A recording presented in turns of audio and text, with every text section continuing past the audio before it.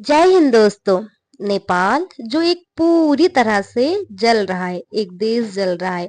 और जला कौन रहा है? वहीं के लोग। ये नहीं सोचना चाहिए कि मुद्दे का हल होना चाहिए, ना कि देश का नाश होना चाहिए। जिस मुद्दे पे आप खड़े हो उस मुद्दे पे डटे रहो, ना कि आप देश को जलाओ। रहना आपको वही है, वो आपका देश है, उसके बाद भी हम उसको जलाने में तुले हुए हैं। वहां की लोग 4 सितंबर को क्या हुआ कि वहां की जो सरकार थी उसने सोशल मीडिया ऐप पे जैसे कि फेसबुक, इंस्टा और यूट्यूब वगैरह पे बैन लगा दिया। इसके कारण हिंसा इतनी भड़क गई कि पूरे देश को जलाने में जुटी है। वहां के जो होटल है बड़े बड़े वो जला दिए गए, वहां से मॉलों को लूट लिया गया, शराब की बोतलें, खाने की चीज लोग अपने अपने घर में वहां से चुरा के ले जा रहे हैं, तोड़ा फोड़ी हो रही है। और अरबपति उपेंद्र महतव बहुत बड़े अरबपति हैं, ये बहुत बड़े बिजनेसमैन हैं। इनके घर में और सारा घर लूट लिया गया, सारी घर तोड़ा फोड़ी हुई। और ये अचानक से हुई तो घटना है ही नहीं है, ये छोटी सी बात को इतना बड़ा। 1903 में बना था संसद भवन वहां का, जो भी बिल्कुल जला के नाश कर दिया गया है। और वो खाक हो रहा है और वो देश जल रहा है अपना। लेकिन चलिए बात करते हैं नेपाल में 2025 में हुई हिंसा कई कारणों से हुई, जिनमें राजनैतिक, सामाजिक, आर्थिक मुद्दे शामिल हैं। सोशल मीडिया पर प्रतिबंध सबसे बड़ा मुद्दा था। वहां नेपाल सरकार ने कुछ सोशल मीडिया एप्स पर प्रतिबंध लगा दिया था। यह यह कार्रवाई युवाओं और आम जनता के बीच काफी आक्रोश का कारण बन गई। लोग इसे भ्रष्टाचार और घोटाले को छिपाने का प्रयास मान रहे थे, क्योंकि सोशल मीडिया पर इन मुद्दों को लेकर लगातार चर्चा हो रही थी।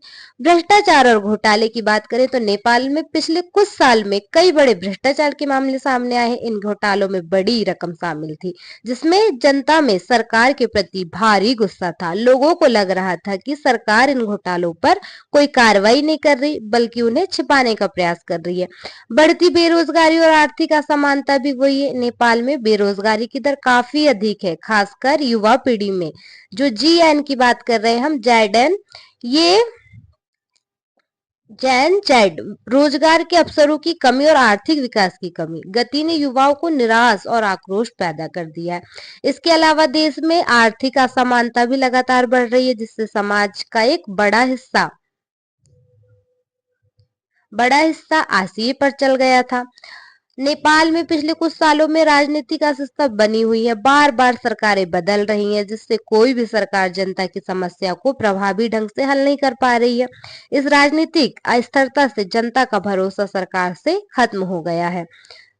जनरेशन जेड का गुस्सा। नेपाल में जनरेशन जेड मतलब मान लिया जाए तो जो बच्चे 1995 से 2010 के बीच में जन्म लिए हैं, उन्हें जनरेशन जेड की आबादी का एक बड़ा हिस्सा है। ये युवा इंटरनेट और सोशल मीडिया का बहुत ज्यादा इस्तेमाल करते हैं।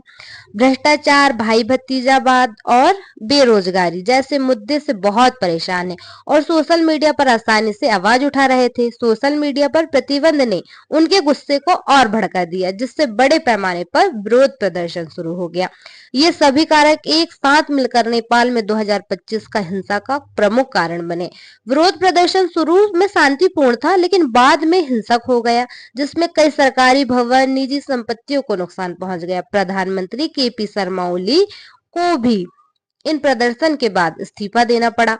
नेपाल में 2025 में व्यापक हिंसा और विरोध प्रदर्शन कि केंद्र में तत्कालीन प्रधानमंत्री केपी ओली ने शर्मा ओली ने उनकी सरकार के कुछ विवादास्पद निर्णय थे। ये विरोध प्रदर्शन, जिन्हें जैन जैड आंदोलन भी कहा जाता है, मुख्य रूप से युवा पीढ़ी द्वारा शुरू किए गए थे। उन्होंने नेपाल की राजनीति और सामाजिक परिदृश्य को पूरी तरह से हिलाकर रख दिया था। खड़क प्रसाद शर्मा ओली, जिन्हें केपी शर्मा ओली के नाम से जाना जाता है, नेपाल के एक अनुभवी और प्रभावशाली राजनेता है।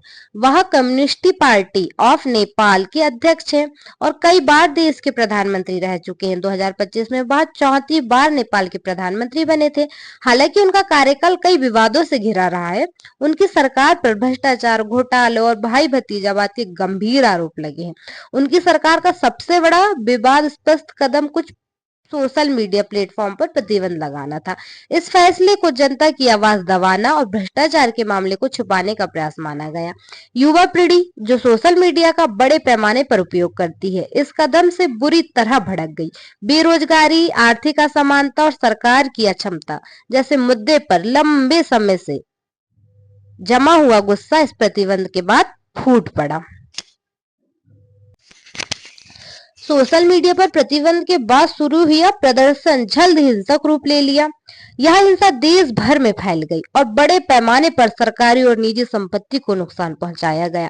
नेपाल में हिंसा और आगजनी में नष्ट कई प्रमुख चीजें हो गई। प्रधानमंत्री और राष्ट्रपति की आवास, जैसे कि प्रदर्शनकारियों ने प्रधानमंत्री केपी शर्मा ओली की आवास और राष्ट्रपति रामचंद्र पौंडेल के निवास को आग के हवाले कर दिया। ये घटना सरकारी विरोधी गुस्से का सबसे बड़ा प्रतीक थी। संसद भवन और सरकारी इमारतें, काठमांडू में स्थित नेपाल का संसद भवन, सुप्रीम कोर्ट और अन्य प्रमुख सरकारी इमारतों को भी निशाना बनाया गया। प्रदर्शनकारियों ने संसद भवन में तोड़ाफोड़ी की और आगजनी की। कई महत्वपूर्ण दस्तावेज, फर्नीचर और इमारतें पूरी तरह जलकर नष्ट हो गई है। राजनीतिक नेताओं के घर घेर लिए गए। कई मंत्री और वरिष्ठ नेताओं के घरों पर भी हमला किया गया। पूर्व प्रधानमंत्री और वित्त मंत्री जैसे प्रमुख नेताओं के आवास को भी जला दिया गया। कुछ मामले में तो नेताओं और उनके परिवारों पर भी शारीरिक हमले हुए हैं। पुलिस स्टेशन और सरकारी वाहन, हिंसा के दौरान कई पुलिस स्टेशन पर हमला किया गया।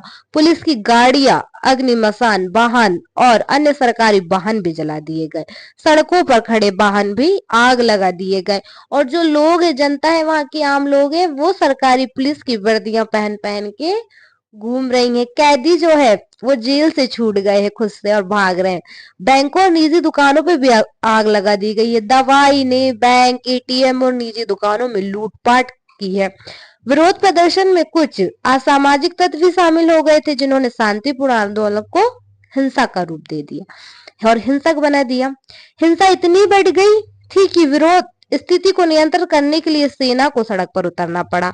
इस घटना में 20 से अधिक लोगों की मौत हुई और सैकड़ों घायल हुए। अंततः बढ़ते दबाव और हिंसा को देखते हुए केपी शर्मा ओली को प्रधानमंत्री पद से इस्तीफा देना पड़ा। यह नेपाल के इतिहास में एक महत्वपूर्ण घटना बन गया, जिससे यह दिखाया कि युवा पीढ़ी राजनीतिक उदासीनता और भ्रष्टाचार के खिलाफ एकजुट होकर कितनी बड़ी ताकत बन सकती है। नेपाल में हुई हिंसा विरोध प्रदर्शन से देश को बड़े पैमाने पर नुकसान पहुंचाया, जिसमें जान माल दोनों ही की क्षति हुई है। यह आंदोलन, जिसे मुख्य रूप से युवा पीढ़ी ने शुरू किया था, भ्रष्टाचार और सोशल मीडिया प्रतिबंध के खिलाफ आक्रोश का परिणाम था।